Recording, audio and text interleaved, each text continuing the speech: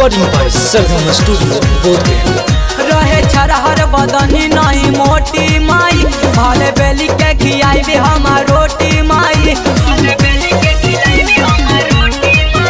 रहे छरहर बदनी नहीं मोटी माई, भाले बेली के खियाई भी हमार रोटी माई। सच कहे थी उतना जबरदस्त हो गे, से वकाई कर दे सगाई, मान लेना हमारे बात। छवड़ी मस्त हो गे, लड़की बेस्ट हो गे, छवड़ी मस्त हो गे, लड़की बेस्ट हो गे।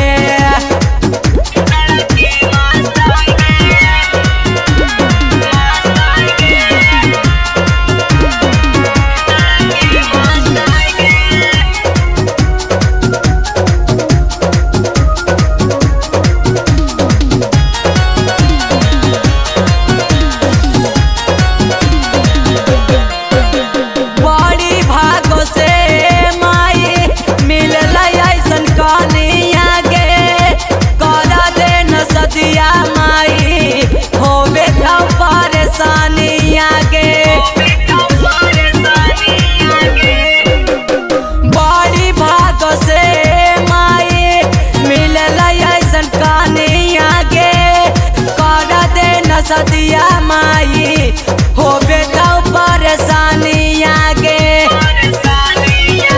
सब लड़की सब कराया लगा टेस्ट आगे। करतऊ से वकाई कर दे सगाई, मान लेना हमारी बात। छवड़ी मस्त हो गे, लड़की मस्त हो गे, छवड़ी बेस्ट हो गे, लड़की बेस्ट हो गे।